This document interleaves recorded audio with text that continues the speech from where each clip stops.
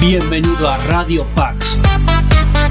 En este episodio número 163 de nuestra segunda temporada, el pastor Gilberto Rufat conversa sobre la gran tribulación, el rapto secreto, el milenio y las 70 semanas de Daniel desde su propia perspectiva y la existencia de las diferentes posturas dentro del cristianismo sobre estos temas escatológicos de gran importancia, especialmente en estos tiempos de turbulencias geopolíticas. Prepárate para lo que se viene en los próximos minutos, abróchate el cinturón. Bienvenido una vez más a Radio Pax.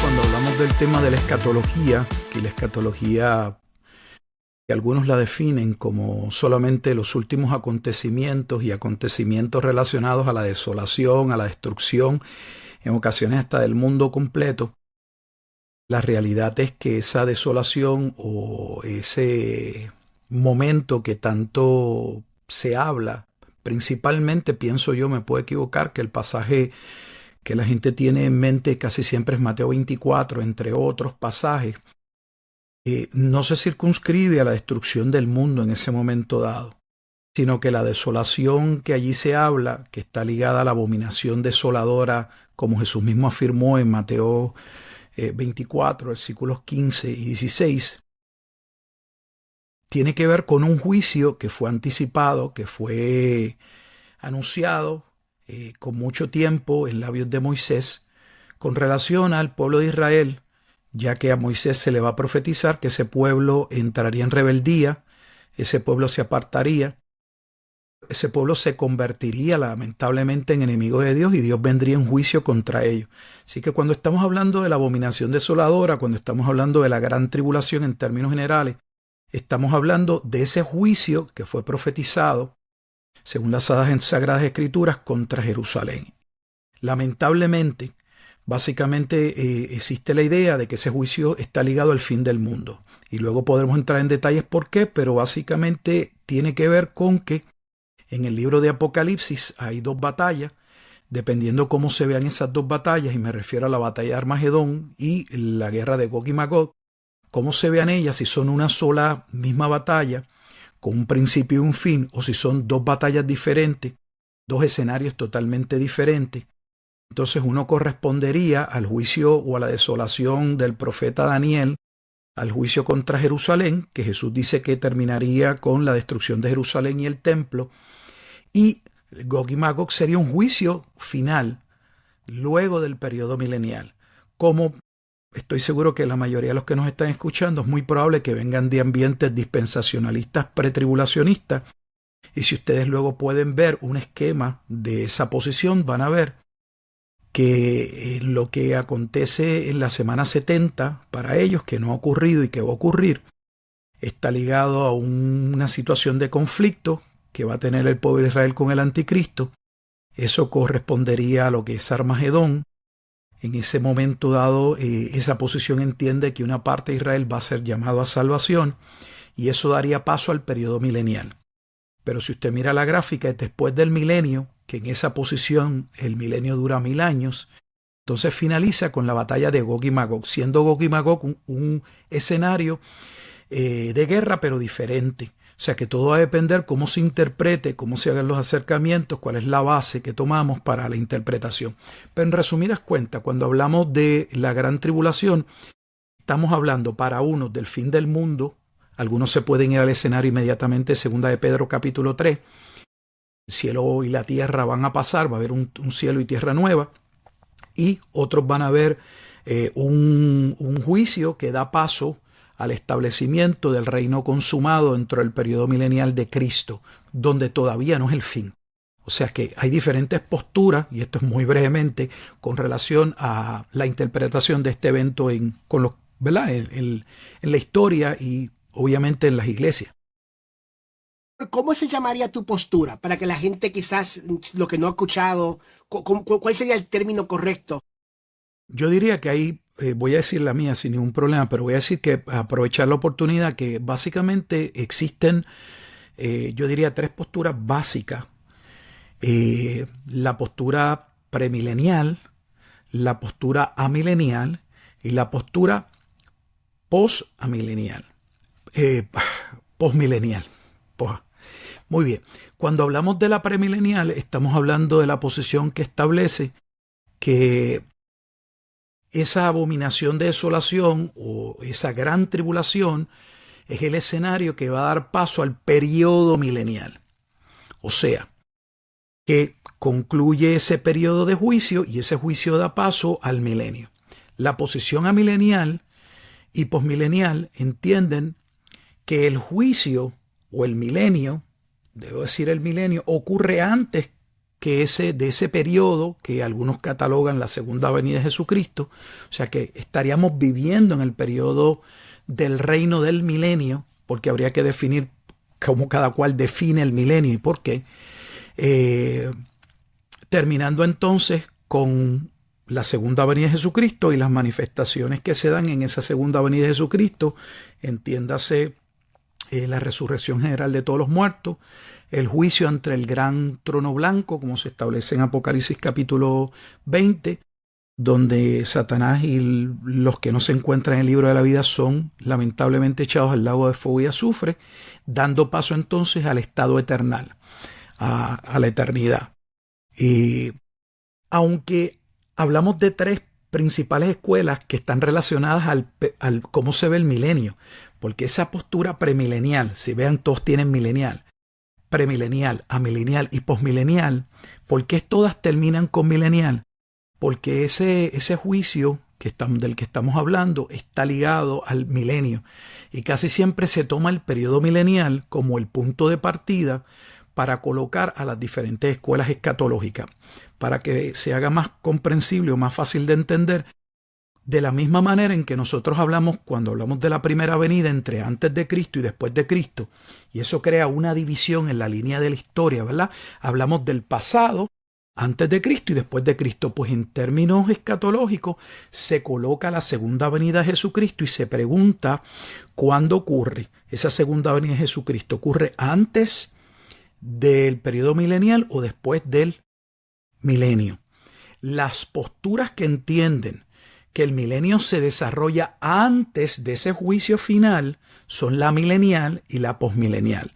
La postura que entiende que el milenio se desarrolla posterior al juicio, o sea, primero se da el juicio y luego el milenio, sería la premilenial. Y dentro de la escuela premilenial, pues los sabores y colores que hay, porque hay premilenialismo histórico, premilenialismo dispensacional, premilenialismo progresivo y así sucesivamente. Pues fíjate, es interesante esa pregunta, aunque no contamos con todas las obras de los padres de la iglesia, tenemos padres de la iglesia de los que yo he podido revisar, porque uno aprende cuando está estudiando en el seminario o en la academia que uno solo puede hablar de la literatura revisada. Uno no tiene el todo y no puede hablar de todas las cosas, pero de lo que uno, ¿verdad?, ha estudiado, lo que uno ha tenido acceso, lo que uno investigó para su grado, para su tesis.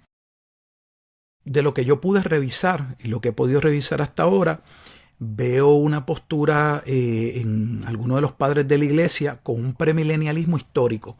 En otras palabras, reconocían la venida de Jesucristo, esa primera manifestación en la carne, como que había cumplido gran parte de las profecías del Antiguo Testamento, identificándolo claramente con el Mesías previamente anunciado, pero estableciendo que todavía había unas profecías que no se habían cumplido y que estaban relacionadas principalmente a ese reino que había iniciado con el Mesías, pero que llegaría a una etapa de gloria, y que esa etapa de gloria, pues ellos la veían luego de el juicio que vendría. Eso es el premilenialismo histórico, que es muy diferente al premilenialismo dispensacional que tienen las iglesias hoy. ¿En qué sentido? En varias cosas. Solo menciono dos por poner algo. En ese premilenialismo histórico no se hace una diferencia entre Israel y la iglesia. O sea, los que son salvos, los que son llamados a la fe, tanto circuncisos como incircuncisos, judíos o cristianos o gentiles que han venido a la fe, forman parte de un mismo pueblo. Sin embargo, en el dispensacionalismo pretribulacional, mejor conocido por la doctrina del rapto secreto, hay una división entre dos pueblos. Israel es un pueblo y la iglesia es un pueblo aparte. Y no solamente eso, hay dos programas corriendo paralelos. un plan, digamos, de salvación o una base que garantiza que ese pueblo de Israel ha de ser salvo, según ellos, por la promesa que Dios le ha hecho a Abraham en términos de cómo se interpreta ese pasaje, el acercamiento que se hace de manera hermenéutica. Entonces está el arrepentimiento y la fe como la forma y manera en que los gentiles entramos al pacto. Dicho sea de paso, por mencionar una tercera, dije dos, pero creo que esta también es muy importante y aprovecho.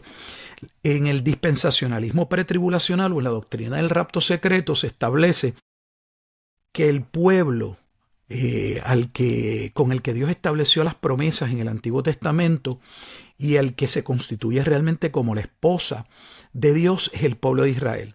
En esa posición los gentiles somos salvos porque alegadamente al pueblo de Israel no recibir al Mesías en términos de nación completamente, solo un remanente creyó en ello, en Jesús. Eso dio paso a que Dios abriera, digamos, las puertas, la brecha, abriera un camino a la salvación de los gentiles. En otras palabras, que los gentiles venimos a hacer algo añadido posteriormente. Entramos a la gracia de la salvación, gracias a Dios, porque ellos rechazaron al Mesías, y eso hace entonces que Dios permita que nosotros podamos ser salvos, porque miren lo que estoy diciendo, no estábamos entonces dentro del plan A de Dios, sino que fuimos una inclusión a ese plan por razón de ese endurecimiento del pueblo de Israel. ¿Lo escuchan? No, o sea, precisamente esa va a ser mi pregunta. Entonces, en esa postura es como que, no quiero representarla erróneamente, pero pareciera como que si Dios tuvo que hacer una última, o sea, como que si Dios no se esperaba que el pueblo no lo aceptara, entonces por ende escogió los gentiles, o lo estoy visualizando de forma errónea. No, muy buena observación. De hecho, lamentablemente, hermano Emanuel, casi todos los hermanos que tienen esta posición, y no, fíjese que no dije todos, pero la gran mayoría solo ha aceptado esta posición porque es la posición en muchos lugares pues de aceptación, ha tenido gran apertura, especialmente, ¿verdad?, en América Latina, aún en Estados Unidos. Y entonces, ¿qué pasa? Pues la aceptan, pero no saben qué es lo que esa posición plantea, qué es lo que establece, qué es lo que enseña. No solamente eso, voy más atrás. Esa posición, yo estoy seguro que muchos de ustedes habrán escuchado, que plantea que ha habido no menos de 7 dispensaciones. ¿Qué son dispensaciones? Dispensaciones son periodos o economías dentro del periodo donde Dios gobierna, donde Dios provee cierta revelación a los hombres, y sobre la base de esa revelación Dios espera arrepentimiento y fe, terminando cada dispensación en fracaso, iniciando una nueva dispensación. Básicamente, para hacerlo más fácil, y vayan viendo por qué es imposible para mí sostener esa posición, es que no es hasta la 7ª dispensación que Dios puede venir a cumplir el plan. En otras palabras, lo hago más sencillo, en peritas y manzanitas, o en arroz y habichuela o frijoles, como usted lo quiera ver. Prueba y error hasta que finalmente den el blanco en la 7ª dispensación. Entonces, dentro de lo que usted afirmó, pues sí, o su observación, estaríamos diciendo que nosotros somos una añadidura o un plan B, que no estábamos dentro del plan de Dios, lo que crea una gran contradicción en el Nuevo Testamento, porque el Nuevo Testamento claramente afirma que los gentiles que estaban siendo llamados a salvación formaban parte del plan de Dios desde el principio. De hecho, Pablo en Romanos capítulo 10, cuando habla de por qué el pueblo de Israel en su mayoría no cree en Cristo, dice que eso había sido profetizado en Deuteronomio 32, que yo le he llamado el cántico profético de Moisés.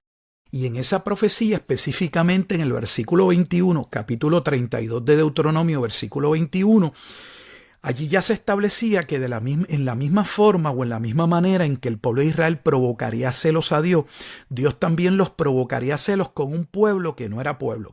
¿Cuál es ese pueblo que no era pueblo? Los gentiles. Entonces, Pablo lo trae dentro de su tiempo y en su contexto en la carta a los romanos para decir que nadie debía sorprenderse por el endurecimiento de Israel, porque de hecho se estaba cumpliendo la escritura, lo que significa que entonces ya desde Deuteronomio, estamos hablando quinto libro de la escritura, los gentiles estaban dentro del plan de Dios y de hecho podríamos ir al libro de Génesis. Qué interesante, qué interesante. Creo que la tercera pregunta que tenía la contestaste, como que te la voy a hacer por si acaso hay algo más que quieres añadir. Y es, ¿dónde encontramos las primeras referencias y revelaciones sobre este periodo en las Sagradas Escrituras? Mira, la primera mención per se de un juicio contra el pueblo de Israel, totalmente claro, por razón de violación del pacto, no puede ser antes de recibir la ley, tiene que ser luego de recibir la ley. Y el libro clave es el libro de Deuteronomio. De hecho, yo diría que los capítulos esenciales para entender el cuadro completo van del capítulo 27 de Deuteronomio, que algunos le llaman la segunda ley, hasta el capítulo 33, el final. No hay tal cosa como una segunda ley. La razón, ya que mencioné segunda ley, no quisiera dejar palabras que luego la gente no puede entender. La razón por la que algunos llaman a Deuteronomio la segunda ley es simple y sencillamente porque el pueblo que sale de Egipto, que algunos cristianos creen que los judíos que salieron, o el pueblo de Israel, porque en ese momento no son judíos, el pueblo de Israel que sale de Egipto, que es el cumplimiento de la profecía de Génesis capítulo 15, donde ya a Abraham se le anticipa que el pueblo sería esclavo por 400 años. Ese pueblo que sale y se le va a dar la ley, ese pueblo va a ser condenado a morir en el desierto. Las únicas dos personas que van a entrar son Josué y Caleb. Y la razón por la que solo dos personas, porque ni aún Moisés va a entrar, es porque nunca creyeron. O sea que el cuadro que la gente tiene de que todo el mundo que salió de Egipto, fueron liberados y fueron salvos y entraron a la tierra prometida, no es correcto. Los únicos que entrarían a la tierra prometida, o el grupo mayor, serían aquellos hijos de los que salieron, que por la misericordia y la gracia de Dios se les permitiría entrar a la tierra prometida. ¿Por qué se le llama segunda ley? Bueno, pues porque Moisés, como ellos nacen en el desierto y es un pueblo nuevo y sus padres no se encargaron de transmitir la ley como debían hacerlo, Moisés, de parte de Dios, le recuerda a esa nueva generación de 20 años hacia abajo lo que Dios demandaba para que al entrar a la tierra prometida con Josué le fuera bien. Por eso se le llama la segunda ley, pero es una repetición básicamente de lo que había recibido el pueblo que salió, pero que violaron el pacto, no creyeron y fueron destruidos. De hecho, el pasaje que ya presenta los juicios y maldiciones que vendrían se halla en Deuteronomio capítulo 28, aunque podríamos también citar Levítico capítulo 26, donde se establece que era lo que le iba a suceder al pueblo de Israel si el pueblo de Israel no creía la palabra de Dios. O sea, la advertencia era que Dios los iba a destruir. O sea, ese marco que nosotros tenemos de que Israel, por ser Israel, es el pueblo de Dios y que todos los israelitas son salvos, con toda honestidad, eso muestra una ignorancia abismal de las Escrituras, porque ahora mismo, si están escuchando bien lo que acabo de afirmar, estoy diciendo que todo el pueblo que sale de Egipto es condenado a morir en el desierto, y la base interpretativa, para que no quede duda, está en el libro de los Hebreos, al final del capítulo 3 al capítulo 4. Dice que no entraron por su incredulidad. Pastor, lo que tú acabas de decir, yo tengo un término, va a explotar el cerebro de mucha gente. Porque por años se ha ido predicando, especialmente en la iglesia tradicional pentecostal, ¿verdad? Y no estamos en ningún momento ofendiendo ni nada. Simplemente estamos trayendo la información.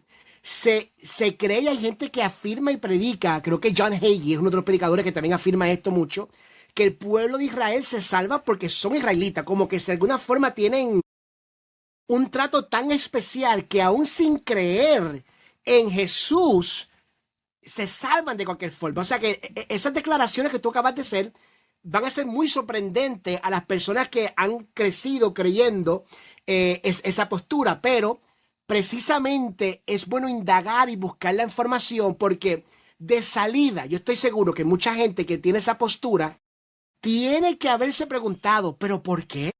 Si Jesús es la única forma de llegarse al Padre, ¿cómo es posible entonces que alguien pueda ser salvo sin Jesucristo? Entonces, ¿verdad? ¿Por qué vino Jesucristo en the first place? Como dicen los americanos, Claro, porque claro. si ve una forma de ser salvo sin Él, pues, ¿por qué no extenderle esa forma de salvación a todos, verdad? O sea, está demasiado fuerte eso.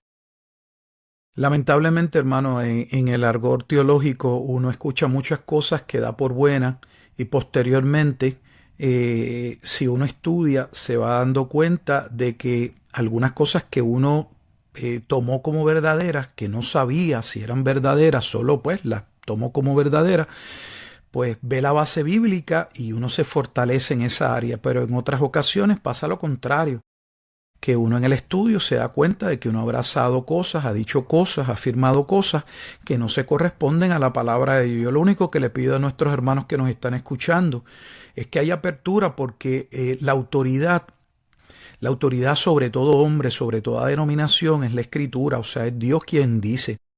Entonces yo tengo eso muy claro. A mí la denominación no me va a decir lo que yo voy a creer, ni un pastor, ni nadie. Yo no estoy diciendo que uno sea un llanero solitario, que uno sea un rebelde, no estamos hablando de eso, estamos hablando de que debemos juzgar cada aspecto teológico a la luz de la Escritura. Lo que no se conforma conforme a la Escritura, pues entonces no somos nosotros los que tenemos que cambiar. Tenemos que entonces atemperar, buscar que nuestra doctrina sea de acuerdo a la Escritura, no lo contrario. Lamentablemente mucha gente va a la Escritura para validar lo que cree. De hecho, uno que da clase a nivel de seminario, otra cosa, una vez que a veces hay personas que se matriculan porque piensan que ahora pues, el seminario va a validar sus convicciones. Y usted ve el enojo de algunos cuando están tomando una clase y de momento el profesor les está diciendo que lo que están claramente creyendo no es correcto. Y se enojan. Pues uno no se debe enojar. El estudio de la Escritura siempre nos va a hacer bien. Yo se lo puedo decir de manera personal. ¿En qué sentido? Y lo resumo brevemente. Si no estábamos claros en por qué creíamos como creíamos, si no teníamos una convicción, si no teníamos una base, un fundamento para poder afirmar lo que nosotros decíamos creer, ahora lo vamos a tener en el estudio, porque el estudio nos va a permitir poder compartir eso que nosotros afirmamos y decir, mira, te lo voy a mostrar en la Escritura. Abre tal libro, abre tal capítulo, mira, vamos a leer tales versículos. Pero por otro lado, si por alguna razón durante el estudio nos percatamos que estamos mal, también es una bendición. ¿Por qué es una bendición? Pues porque como hombres de Dios queremos caminar en la verdad. Si hay algo que esté incorrecto, yo no lo quiero predicar y yo puedo decir, y lo he dicho muchas veces, porque no quiero hablar cosas que no son. Yo reconozco iniciar en el ministerio y haber predicado cosas que hoy no puedo sostener y que hoy digo que no son bíblicas. Y yo, que me conozco, sé que las predicaba con pasión, con mucha convicción. Yo no estoy negando ni estoy hablando de que el corazón de esas personas sea malo. Algunos de ellos ni creyentes son, porque siempre ha habido falsos profetas y falsos maestros. No creo que sean la mayoría. O sea, puede una persona tener un buen corazón, es lo que estoy diciendo. Puede una persona tener una buena intención, pero por favor, amado, escúcheme. Tener una buena intención y un buen corazón, en lo que cabe de la expresión, no hace de la mentira una verdad. Usted es un predicador bien intencionado, pero disparatado. ¿Ves? Sí. Entonces, yo lo fui. Y por muchos años era una estación repetidora. ¿Y qué es una estación repetidora? Bueno, pues porque repetía lo que había escuchado. No tenía realmente convicción. No podía a veces explicar realmente lo que yo creía. Dependía de un comentarista, de algo que había, de alguien que era la autoridad. Y para luego darme cuenta de que al final la responsabilidad de Manuel era mía. ¿Por qué era mía?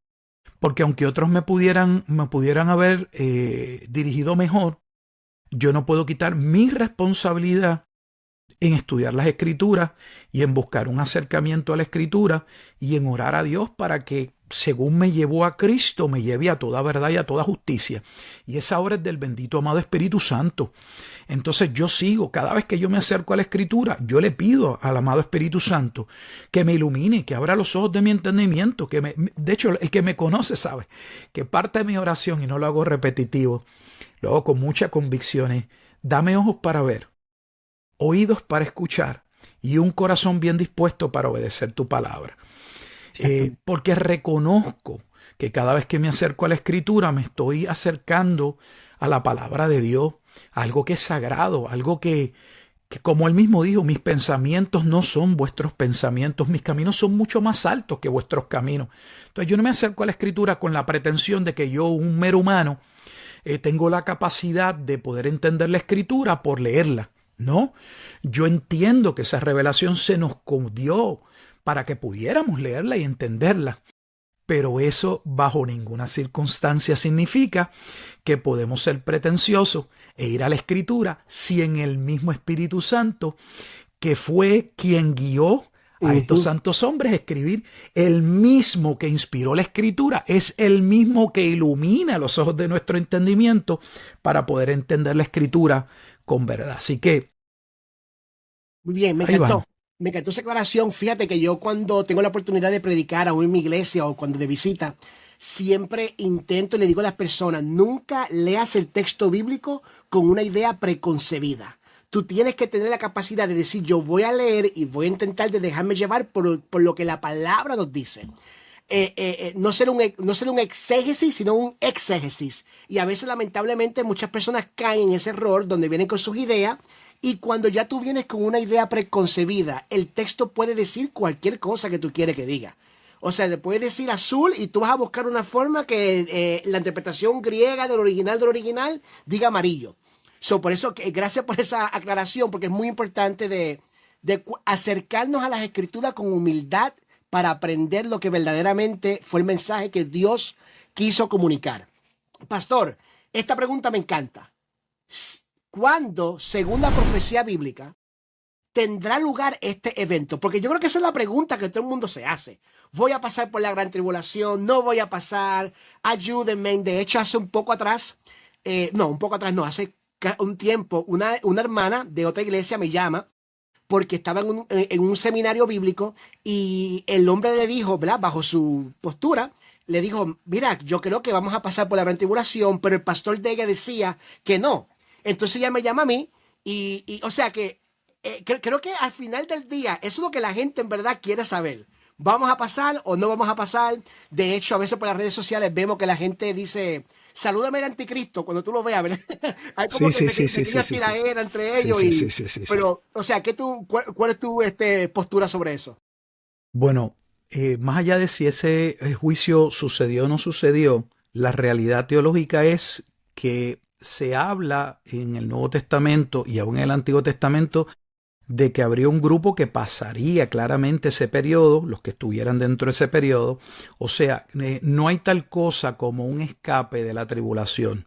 No lo hay. Lo que encontramos sí en el Antiguo Testamento es que dentro del escenario de la tribulación, como había sucedido ya en el tiempo de Ezequías con relación a la destrucción del primer templo, Dios tendría un remanente que él mismo mandaría sellar de personas que serían salvos en medio de la tribulación.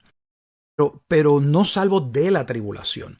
Los que van a ser salvos de la tribulación, en un sentido, si se toma Mateo 24, son aquellos que, habiendo escuchado la advertencia de Jesucristo de que cuando vieran la abominación desoladora, o como se establece en Lucas 21, cuando veáis a Jerusalén rodeada de ejércitos, sabed que su destrucción o su tiempo ha llegado. Esos que fueron llamados a salir de Jerusalén, a huir a los montes, pues claramente no estarían dentro de Jerusalén, pero el hecho de que no estuviesen dentro de Jerusalén y lo que iba a acontecer especialmente con el templo y toda la devastación no significa que lo que Mateo 24 llama los dolores de parto o todo el escenario que era preparativo y aún dentro en las postrimerías del juicio lo iban a pasar. no había manera. O sea, que decir que los cristianos no van a pasar por tribulaciones es básicamente hasta contradecir las Escrituras, porque una de las cartas que por lo general se utiliza, yo diría que es el capítulo que muchas veces se usa para decir que los cristianos no van a pasar por la tribulación, los contradice. Y me refiero a que la postura del rapto por lo general utiliza 1 Tesalonicenses capítulo 4 versículos 13 al 17. Ese es el versículo esencial o clave para ellos hablar de que los creyentes pues van a escapar, que van a ser llamados cuando se toque la trompeta y que ellos no van a participar. Eso es lo que se le ha dicho, que cuando llegue ese momento ellos van a escapar, se va a dar el famoso rapto secreto.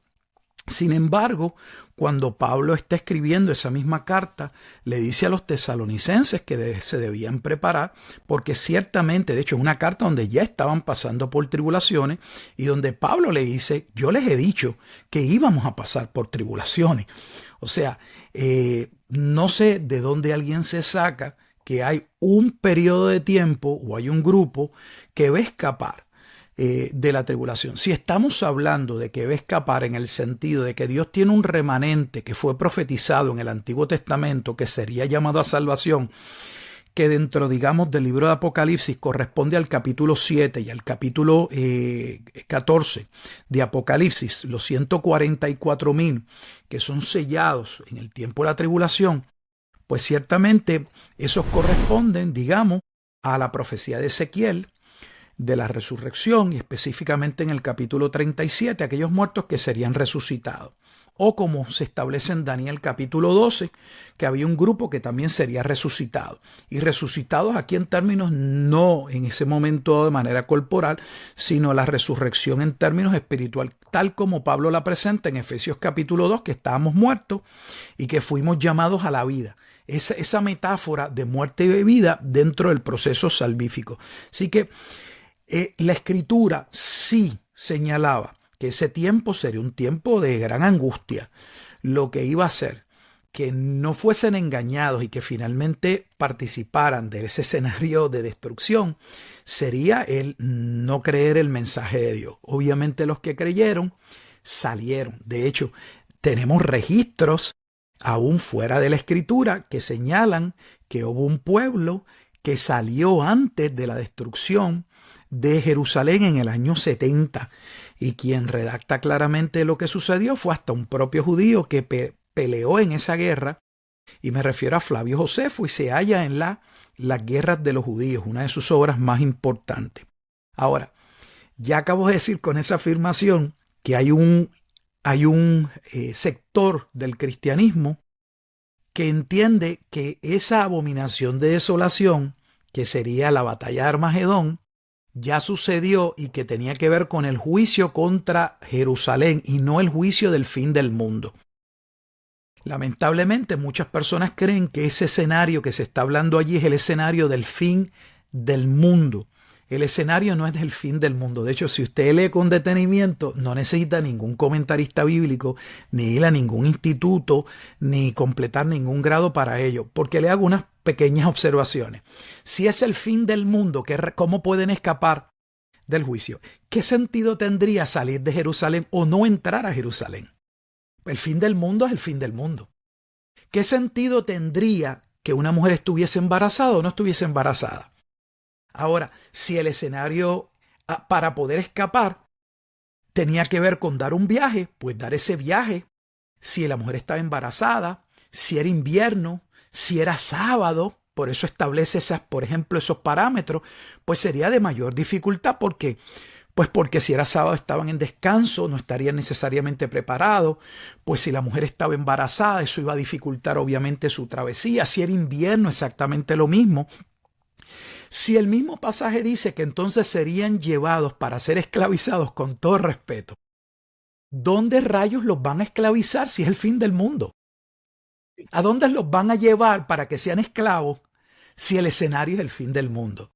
Pues Mateo 24 no habla del fin del mundo. De hecho, muestra el desconocimiento que hay dentro de la misma escuela premilenial dispensacional, porque inicié básicamente nuestra conversación estableciendo que en esa postura escatológica el juicio contra Jerusalén como parte del fin de lo que ellos entienden es la profecía de las 70 semanas, la última semana que no se ha cumplido esa profecía según esa exposición escatológica, no da paso al fin del mundo. O sea, Mateo 24 da paso al milenio. Y si es el milenio, no es el fin del mundo.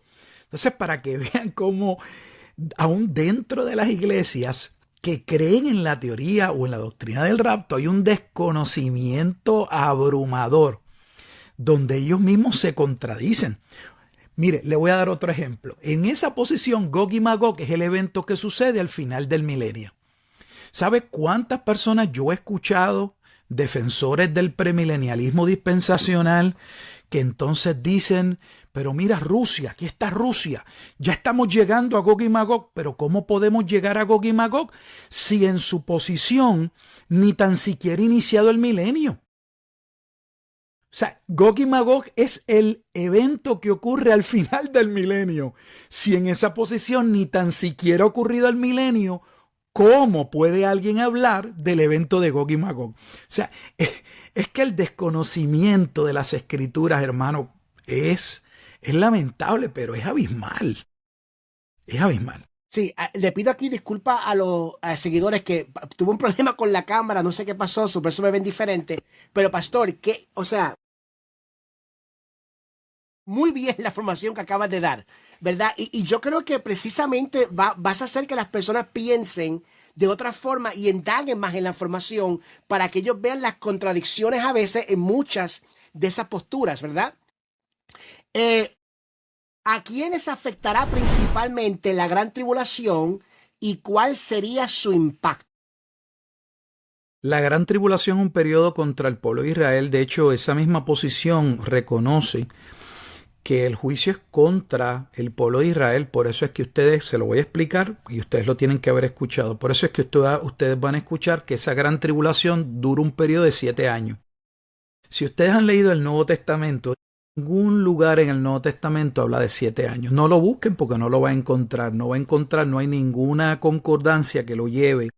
No hay ningún evento, no hay un solo pasaje en todo el Nuevo Testamento que hable de 7 años de gran tribulación.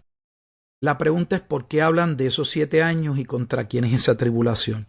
La razón de por qué son 7 años es porque ellos entienden que la profecía de las 70 semanas, para que la audiencia entienda, estamos hablando de una profecía que el ángel Gabriel viene a comunicarle a Daniel en el libro de Daniel, capítulo 9, la profecía exacta, aunque inicia mucho antes, se da en los versículos 24 al 27.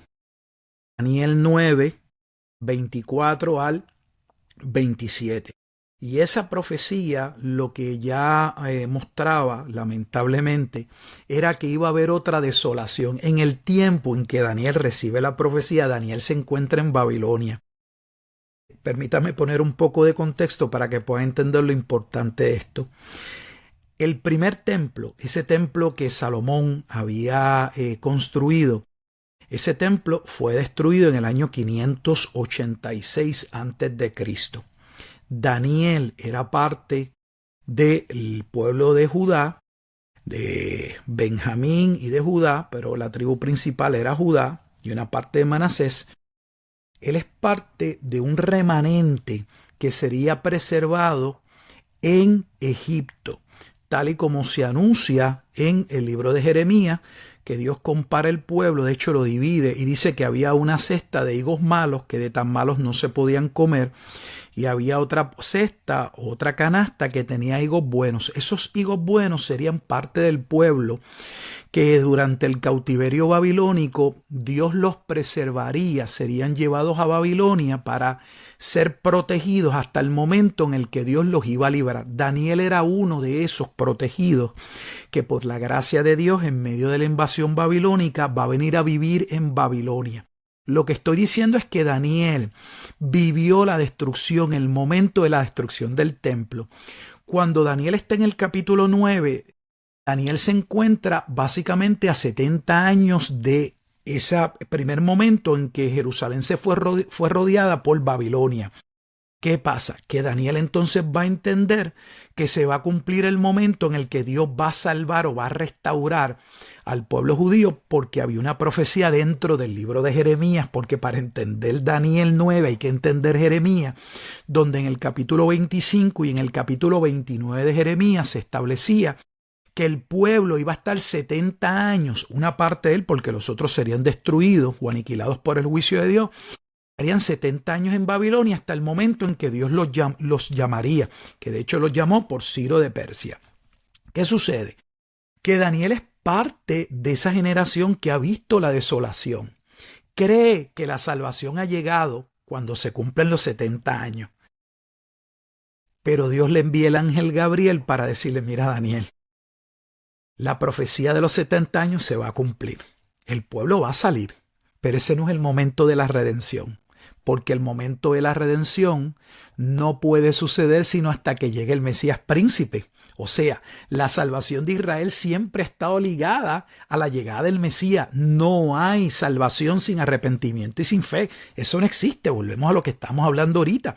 ¿Cómo alguien puede creer que el pueblo de Israel puede ser salvo sin arrepentirse y sin venir a Cristo?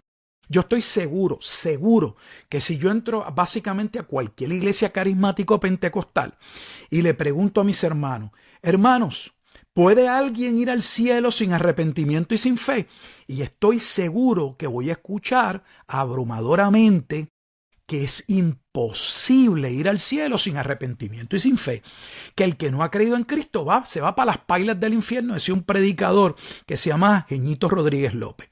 Sin embargo, esos mismos pentecostales o esa misma iglesia que entendía eso, ahora ha sido persuadida, una parte, no toda, a creer que Israel no tiene ni tan siquiera que venir a la fe en Cristo, porque ellos están bajo el pacto abrahámico y bajo el pacto de Abraham. Eso garantiza la salvación de ellos sin fe. Con toda honestidad, eso no solamente no está de acuerdo a la Escritura, raya en la herejía. Sí, sí, totalmente. Porque entonces alguien pudiera argumentar, todo el mundo se salva entonces. O sea, cualquier persona puede ser salvo si no necesariamente se tiene que ir por Jesucristo. O sea, pudiera haber un argumento de que cualquier religión, independientemente de lo que crea, puede salvarse, porque si al final del día el perdón, no hace falta el perdón, no hace falta el arrepentimiento ni la sangre de Jesús, entonces pues cualquier cosa es posible. Bueno, llegar a una soteriología con una salvación universal, pues hay quienes lo hacen, pero hasta donde es mi conocimiento no lo hacen sobre la base de que Israel se pueda salvar sin tener que venir a Cristo. Porque de nuevo, al ellos dividir y decir que Israel está bajo un pacto diferente, entonces están haciendo la salvedad de que eso es de exclusividad para el pueblo de Israel. El resto entonces de la humanidad, como único pueden ser salvos por medio de Jesucristo. Entonces eso en ese sentido cerraría la posibilidad a ese entendimiento. Pero lo que estaba diciendo es, y puse todo ese contexto de Daniel, porque a Daniel en la profecía de las 70 semanas se le va a decir, imagínese un hombre que ha visto su pueblo y posiblemente familiares quedar muertos y destruidos en ese asedio babilónico. Sale a los 70 años, o sea, él no es que tenga 70 años, pero cuando se cumplen los 70 años en Babilonia, que se va a cumplir la profecía del capítulo 25 y 29 de Jeremías, que el pueblo saldría, Daniel va a escuchar que va a haber una segunda desolación. ¿Te imaginas? Usted acaba de salir de una desolación, él sabe que él no la va a vivir, pero él va a escuchar que el pueblo va a volver lamentablemente al pecado. De hecho, es un capítulo donde Daniel se halla orando por su propio arrepentimiento y el del pueblo, para escuchar de parte de Dios por medio del ángel Gabriel, que no es común en la Escritura que los ángeles o la angelología, los ángeles que se presenten con nombre, pero la razón por la que este ángel se presenta con nombre tiene mucho que ver con el Evangelio de Lucas, porque es Gabriel quien anuncia que la salvación no sería sino hasta que llegara el Mesías príncipe, y ese mismo ángel Gabriel quien se presenta a Zacarías, el padre de Juan el Bautista, que es el Elías, precursor de la llegada del Mesías, que anunciaría el juicio, y es el mismo ángel que va a ir a María para decirle: tú eres la portadora, la mujer agradecida en gracia, sobre la cual el Mesías ha de venir. El Emanuel de Isaías capítulo 7. Entonces, esa desolación tiene que ver con el pueblo de Israel. De hecho, en la posición premilenial dispensacional, eso es lo que se enseña. ¿Qué se enseña? Que cuando llegue esa semana, que una vez más en esa escuela no ha llegado esa semana, porque hubo supuestamente una pausa en el programa de Dios, en el reloj profético de Dios, cuando ese reloj vuelva a contar. Y cuando ellos se refieren vuelve a contar es porque para ellos el pueblo de Dios no es la iglesia. El verdadero pueblo de Dios es Israel. O sea, Dios tiene dos esposas. La verdadera esposa es Israel en esa posición y los gentiles son una querida.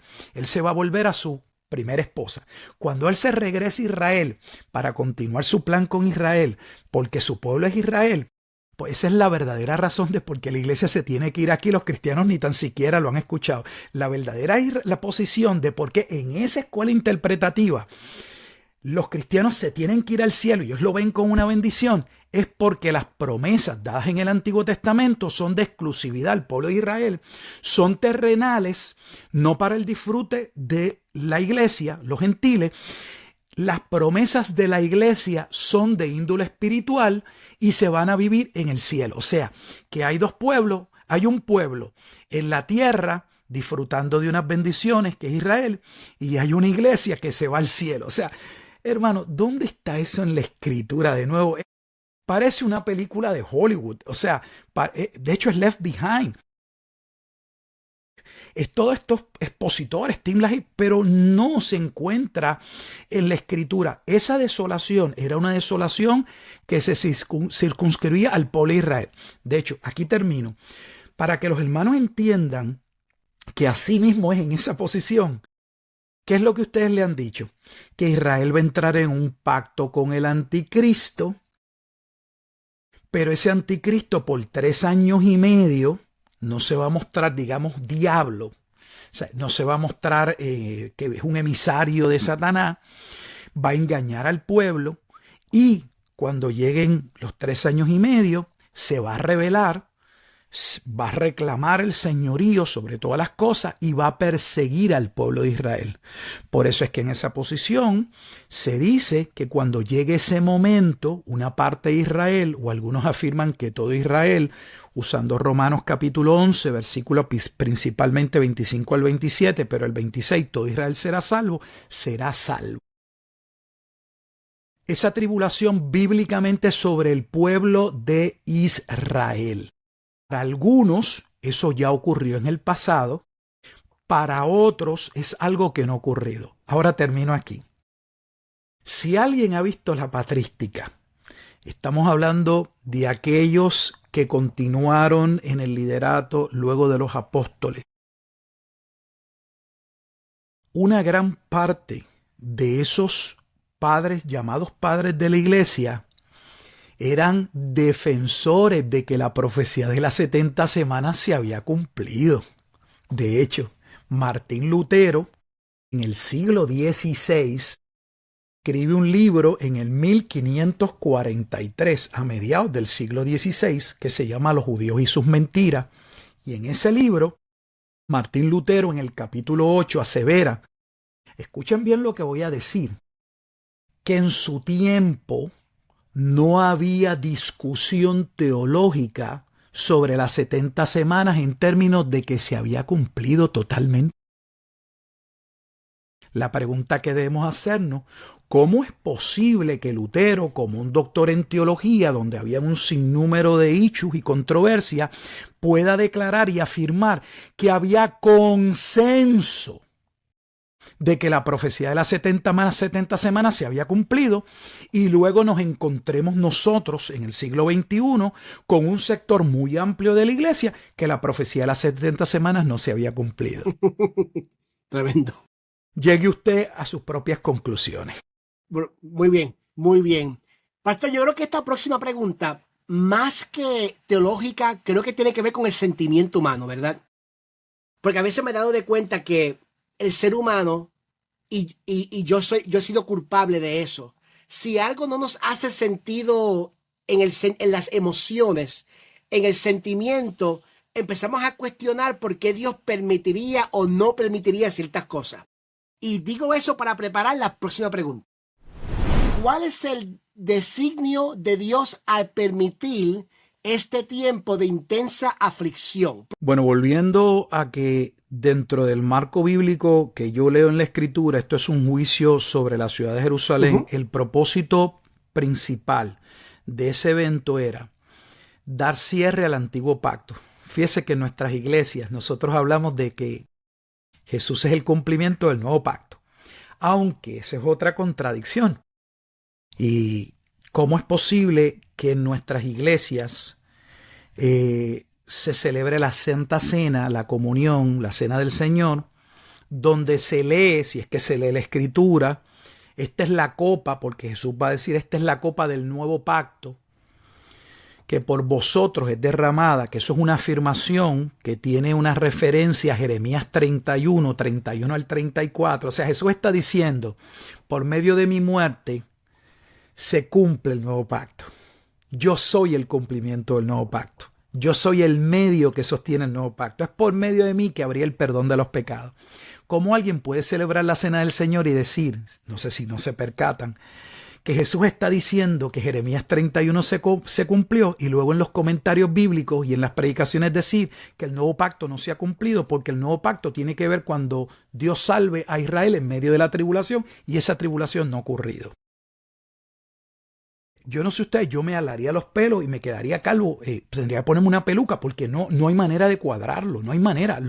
Con todo respeto, yo trato de ser lo más propio posible al hablar, pero me sorprende y en ocasiones me enoja, porque digo, ¿hasta qué punto hemos llegado donde, volvemos a lo mismo, hemos convertido la fe del sistema nervioso? ¿Dónde está nuestra capacidad de razonar? ¿Dónde está nuestra capacidad de pensar? Somos solo seducidos o llevados por si algo nos para los pelos, aunque no tenga ninguna base escritural, pues estamos entonces mal, pero mal. Entonces ese pueblo recibe la ley, pero escuchen bien, no recibe la ley para ser salvos por la ley. ¿Ustedes saben cuál es el verdadero propósito de la ley? Decirle al pueblo de Israel que necesitaba salvación. Eran 613 mandamientos, o como le llaman los judíos mitzvot, que el pueblo debía cumplir y que cubrían todas las áreas de la vida de los hombres. No eran un culto, no eran un programa del culto, no era una manera de orar, no era una manera de levantar las manos. Cubrían todos los aspectos. De hecho, la ley hasta cubría, cuando ellos salían a la guerra, dónde iban a hacer sus necesidades biológicas. Wow. Y por qué sus necesidades biológicas debían ser tapadas, debían ser llevadas fuera del campamento, porque la ley cubría todas las áreas del saber y de la vida de los hombres. ¿Por qué razón? Porque los hombres estamos circunscritos y debemos obedecer a Dios en todas las áreas de nuestra vida. Ser cristiano no es solo ir a un culto y conformarnos a una liturgia. Si nuestro cristianismo no es transformación de vida en todas las áreas, no es cristianismo verdadero. El cristianismo verdadero es cómo la salvación y la obra de Cristo me hace ser un mejor padre, me hace ser un mejor hijo. No es que estamos reduciéndolo a una cuestión moral, es que la salvación implica salvación de nuestra conducta, de aquellas ideas preconcebidas, de aquello que hacíamos que era contrario a Dios. Entonces, esos mandamientos tenían el propósito de que cuando Israel buscara cumplirlo, se diera cuenta de que era imposible cumplirlo. Es el pensamiento o el cierre del medio hermano de Jesús en términos de la carne, Santiago en el Nuevo Testamento. ¿Qué hace ver a Santiago? Bueno, que si alguien pudiese, y él lo está llevando casi una hipérbole, si alguien pudiese cumplir, o sea, una exageración, casi toda la ley, pero faltar en un solo mandamiento, se hace culpable y es reo de muerte. Si un solo mandamiento nos hace reo de muerte, entonces, ¿Quién podría ser salvo por la ley? Nadie. Por eso Pablo en la carta a los Gálatas le dice a los que están regresando a la ley que si ellos eran ignorantes, dice, ustedes habiendo empezado por el Espíritu, van a regresar a la ley. Ustedes no han escuchado que por la ley nadie se justifica para con Dios. ¿Y qué hace Pablo en el capítulo 3? Señalarles que lamentablemente este es un error que lo cometen, solo menciono algunos grupos porque no es mi intención señalarlo a todos. Movimientos mesiánicos, raíces hebreas, el premilenialismo dispensacional que va a tono con la teología judía. ¿Qué? ¿Qué es lo que hacen? Bueno, lo que hacen es decirle al hombre o decirle a las personas que por medio del pacto mosaico, la obediencia, podían ser salvos, que eso es lo que creía el pueblo de Israel. Eso es Romanos 10. Pablo dice, yo doy testimonio de que tienen celo, pero no conforme a ciencia. O sea, son celosos, pero no tienen conocimiento. Como muchos cristianos, son celosos de lo que ellos dicen creer, pero ellos no saben ni por qué lo creen ni lo pueden explicar. Entonces, ¿cuál es el propósito de la ley? El marco de referencia no era Moisés. El marco soteriológico a la salvación es Abraham. Siempre es Abraham. Si usted no se ha percatado, le estoy dando una gema que usted debería prestar atención. Observe que en el Nuevo Testamento la punta principal, el eje central para entender la redención, cómo podemos ser justificados delante de Dios, no es Moisés, es Abraham, porque Abraham es el padre, en Romanos capítulo 4, de la fe mosaica. ¿Y qué Pablo les dice en el capítulo 4 de los Romanos? ¿Cómo fue justificado Abraham, nuestro padre? En Génesis 15:6 dice que Abraham le creyó a Dios y le fue contado por justicia. Entonces, no había ley. Pablo va a decir en Gálatas capítulo 3 que si ellos observan, la ley vino 430 años posteriormente con Moisés y que esa ley nunca tuvo el propósito de invalidar la promesa. ¿Qué promesa? Que la salvación siempre ha sido por gracia, por medio de la fe. O sea, el hombre no merece la salvación. Es un acto de la gracia, pero esa gracia inmerecida es recibida por medio de la fe. Entonces, el eje central de la doctrina de la salvación, de esa soteriología, si se estudia la teología sistemática, no es Moisés, es Abraham. Entonces, partimos de un desconocimiento increíble. Yo nunca pensé que iba a pasar tanto tiempo como pastor corrigiendo horrores dentro de las iglesias. De hecho, con toda honestidad, son más los horrores y los argumentos falsos en ocasiones dentro de la iglesia que los que me encuentro fuera de la iglesia. Wow. Yo no encuentro tantas personas tratando de argumentar y entrar en conflicto porque uno es cristiano.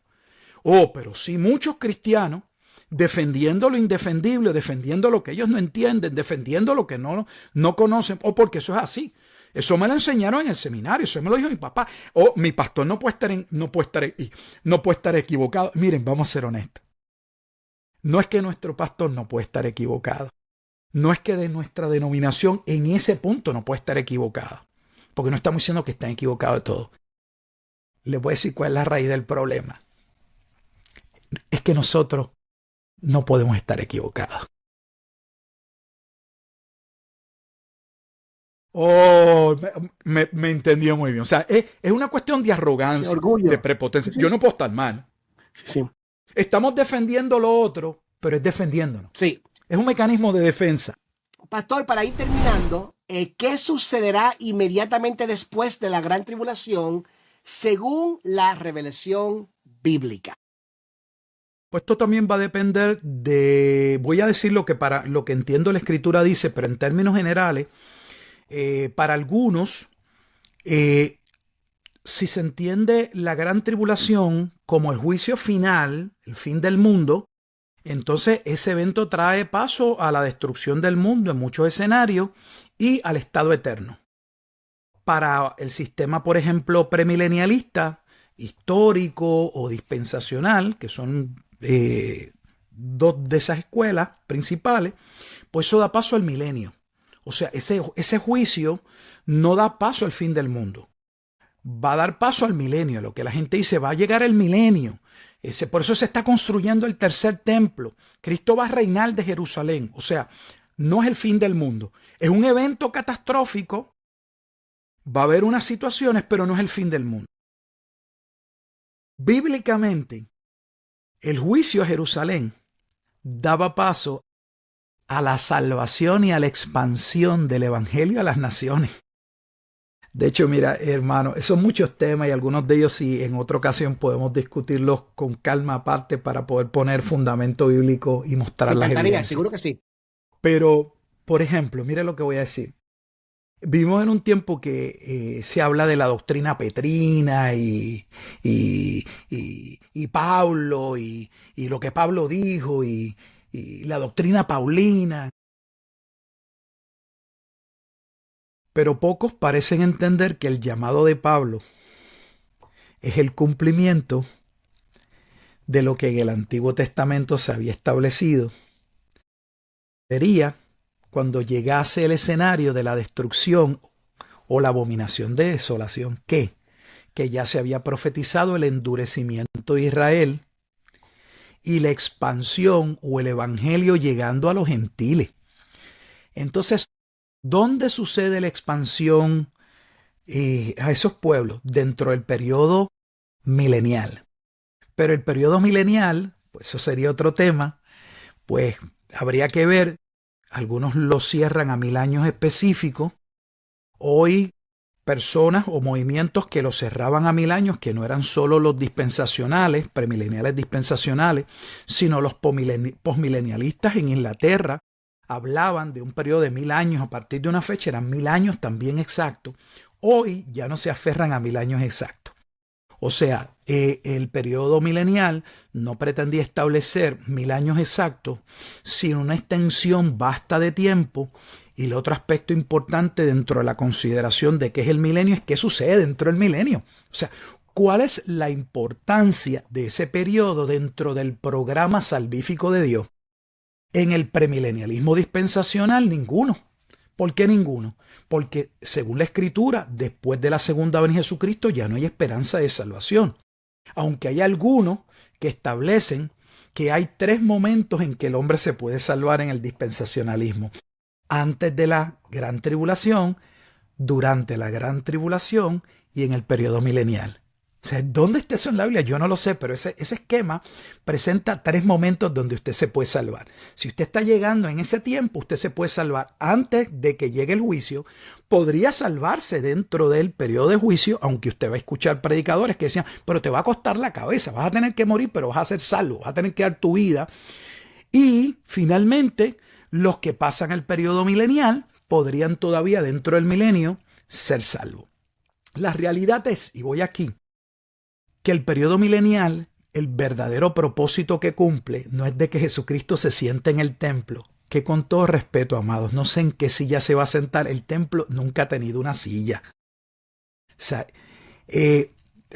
tal vez le va a chocar porque ustedes, la gran parte de la mayoría de los que nos está escuchando, cuando piensan en el templo, piensan en nuestros templos. Y en nuestros templos hay un púlpito, pueden haber sillas. Les recuerdo que en el tabernáculo y en el templo no había una silla para que nadie se sentara. Ese no era un lugar para recibir personas. El rey ni tan siquiera podría entrar al templo. De hecho, tenemos un rey que quiso entrar al templo porque entendía que si él era rey podía entrar al templo. Y me refiero al rey Usías y murió leproso. O sea, ese pasaje, que no voy a entrar, de 2 Tesalonicenses capítulo 2, no significa lo que ustedes le han dicho de manera literal. Eso no ocurre. Entonces, ¿para qué queremos dentro del milenio un templo con sacrificio? O sea, un retroceso, una involución al pasado, una total contradicción con la carta a los hebreos. Porque ya el autor de los hebreos en el siglo I, hace 2000 años, le estaba diciendo a judíos, que cómo era posible que ellos quisieran regresarse al sistema de sacrificio cuando Cristo era el sacrificio, ya no hacían falta sacrificio. Pero vamos a regresar al sacrificio. Ya no hacen falta sacerdotes porque tenemos un sumo sacerdote que se sentó a la diestra de Dios, que intercede por nosotros, pero vamos a volver a establecer sacerdotes. ¿Cuál es el verdadero propósito del milenio? Ese periodo está ahí porque implica el avance del evangelio a las naciones.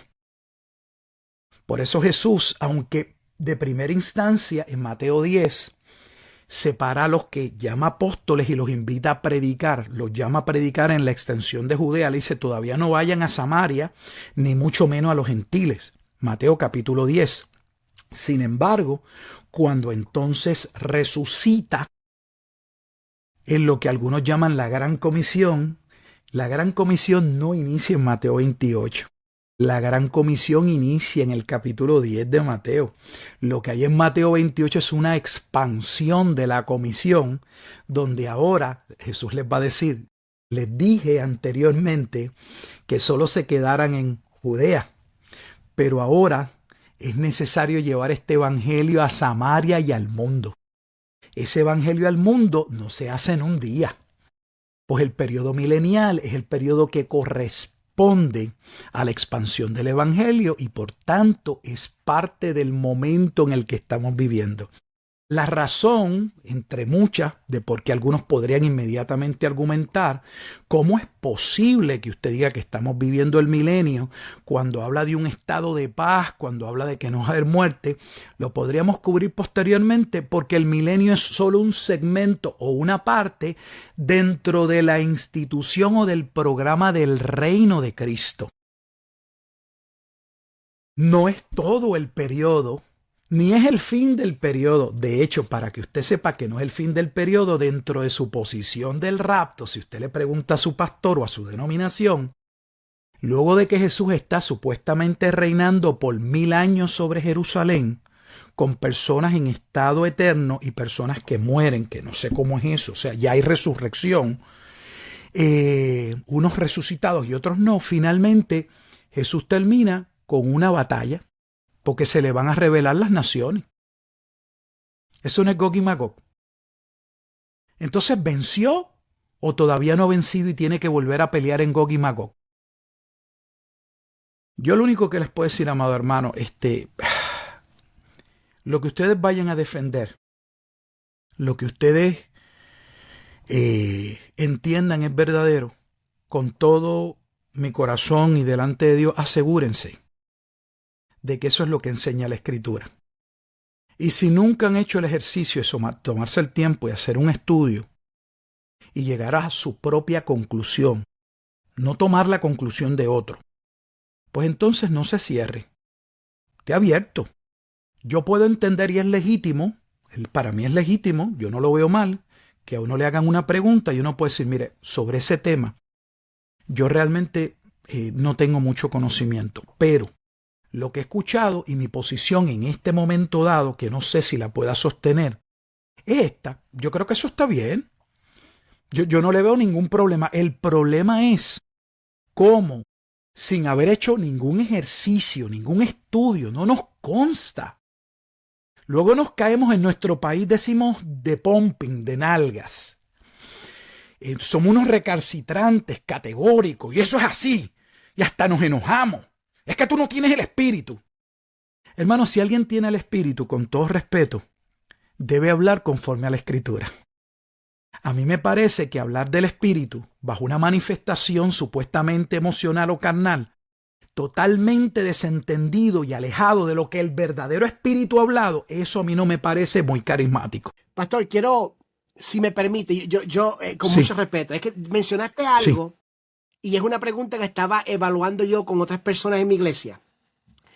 Dentro de la postura de la gente que cree que se puede salvar en la gran tribulación,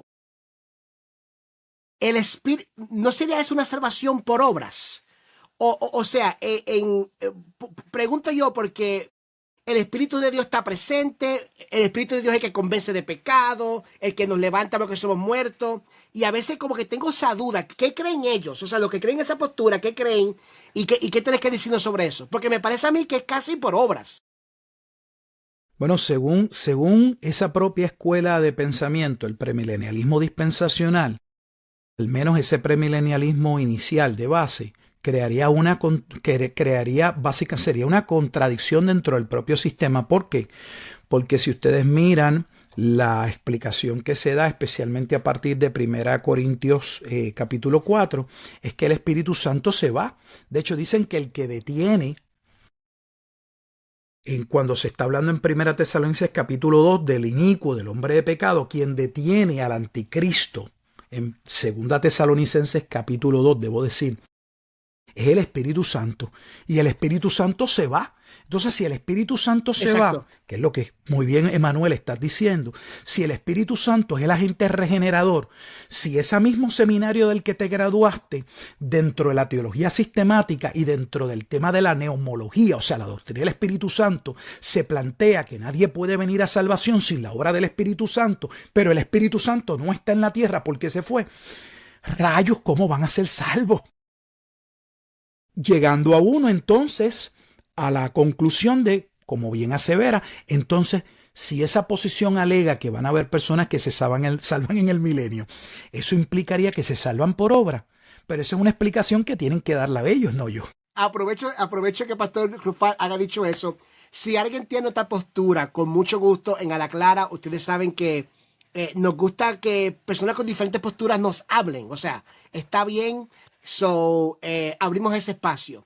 Pastor Rufat, tengo que darte 1000 gracias primero por la oportunidad de compartir conmigo en este espacio.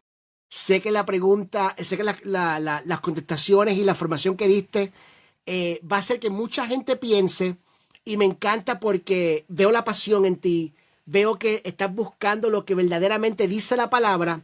Ojalá que haya muchas más personas con esa pasión de buscar lo que dice la palabra, independientemente de lo que uno haya crecido creyendo o cualquier cosa. Les recuerdo de nuevo a mis amigos, por favor, busquen los libros del Pastor Rufat. Tienen muchos libros. Yo he bajado algunos de sus libros muy interesantes. Vaya al canal, suscríbase, vea su contenido. También a La Clara para que pueda seguir indagando sobre esta formación. Pastor, ¿algunas últimas palabras que quiera darnos? No, hermano Manuel, agradecidos por la oportunidad de poder compartir este tema. Yo soy bien, me vio muy bien, soy bien apasionado en lo que creo. Yo no tengo ningún problema en que somos seres emocionales y se nos debe notar lo que creemos. O sea, yo en ese sentido soy carismático. Lo que pasa es que yo soy un carismático que entiendo que mis emociones tienen que ser dirigidas por la Escritura, no por el sistema nervioso. Y hay una gran diferencia. Nuestro culto, como dice Romanos 12:1, tiene que ser racional. No racional de volvernos unos sabiotondos, unos ingreídos. No todo lo podemos explicar. Hay espacio para que cosas las creemos por fe. Yo no tengo problemas con eso. A veces hay un bando que todo es robótico y hay otro bando que todo es una exageración. Sí. Mira, aquí termino. El hombre que más habla del Espíritu Santo en el Nuevo Testamento, si tomamos los evangelios, básicamente es Lucas. Y Lucas, cuando inicia su evangelio, inicia diciéndole a Teófilo que antes de él hablar, investigó con diligencia todas las cosas. O sea, Lucas muestra que no hay una disociación, no hay un choque entre estudiar con seriedad la Escritura y creer en la obra del Espíritu Santo. El problema es que hemos polarizado para dos lados. Los que se van solo al Espíritu Santo y los que estuvimos, tal vez como en mi caso, un lado. No, esto es todo la Escritura y todo. No. Ambas cosas son necesarias. No solamente el Espíritu Santo fue la gente que me lleva a Cristo. Es quien vino a hacer morada en mí. Es quien nos guía a toda verdad, a toda justicia. Es quien se contrita. Es quien nos ilumina para entender la Escritura. Entonces, en mi caso, no es un huésped ajeno allá en un cuarto encerrado. Es real. Es Dios. Es la persona de Dios que está en nosotros. Así que Dios nos libre de obviar esa parte. Solo les pido que por favor no tomen la pasión como una ofensa para usted. Solo vean un hombre apasionado en lo que cree, pero podemos diferir. Hay espacio para diferir y siempre hemos diferido, hermano. Yo espero que no le pase como me pasó a mí cuando yo empecé mis estudios teológicos. Tenía una idea idealista de la iglesia, de que todo era perfecto, y cuando tomé mi primera clase del libro de los Hechos me di cuenta de que no había tal perfección, de que había hermanos, había luchas, como las hubo, mire, aún antes de Jesús morir. Usted se imagina que en medio de esa última semana, donde Jesús le va a revelar que la Pascua los representaba a él, que ese cordero era un tipo del antitipo, que él era el verdadero cordero inmolado. Y lo que va a suceder es que 2 de esos apóstoles vienen con la mamá para que la mamá le diga: oye, ¿tú crees que cuando llegue la cosa esa de tu reino, tú me podrás poner el nene mío a la derecha y el otro a la izquierda? O sea, todavía buscando posiciones. Sí. O sea, mire a Pablo corrigiendo a Pedro. O sea, le dice: Pedro, no te la puedo dejar pasar, es que lo que has hecho está mal. Yo no tengo problemas contigo, pero entiende que en tu simulación, en tu error, como eres un líder, otros van a caer. Yo no puedo permitir eso, te tengo que corregir. Entonces, luego Pedro, en 2 de Pedro, capítulo 3, cuando habla de Pablo, no habla molesto. Dice, hay cosas en las epístolas de Pablo que son difíciles de entender. Entonces,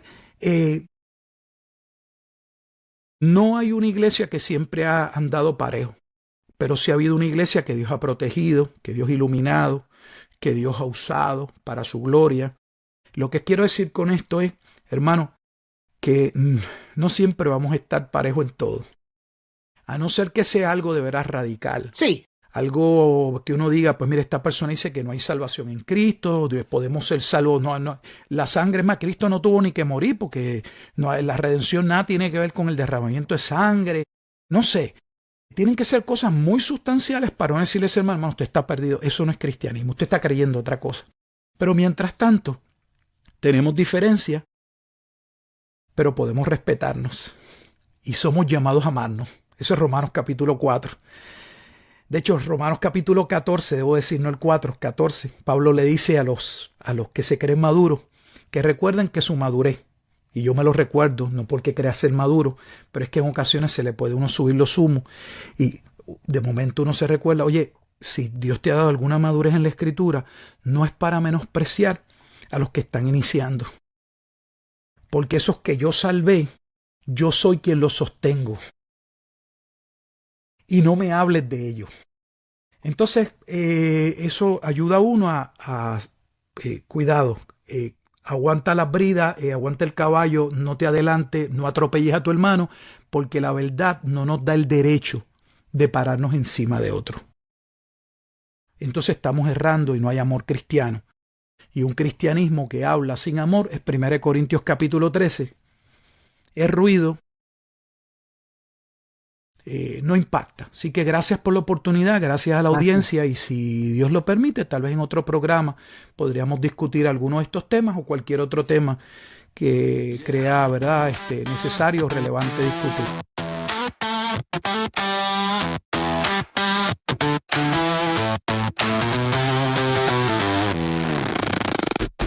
Escucha, hermano, vuelve a tus raíces. Te venden un talit por internet.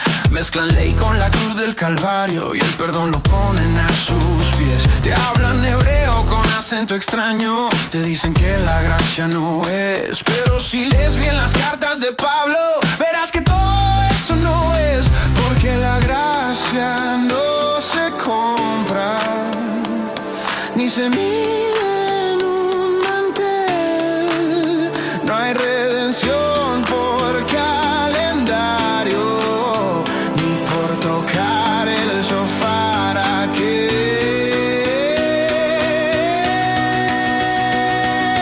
Nada es como crees. No todo lo que brilla es fe. Nada es como crees. No confundas ley con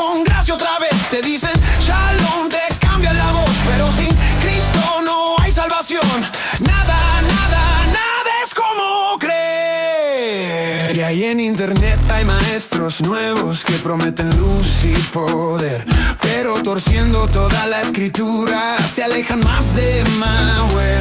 Algunos van y en el nombre del cielo te dicen que Pablo no fue fiel, pero si escuchas bien la palabra, Cristo mismo lo llamó a él. Pablo gritaba, oh Gálatas necios, ¿quién los hechizó otra vez? Comenzaron por el Espíritu y ahora quieren volver a la ley. Nada es como crees, la verdad te hace libre, amén. Nada es como crees, solo Cristo salva, no el Edén. Te ponen cargas, te dan presión, pero la cruz rompió esa opresión. Nada, nada, nada es como crees.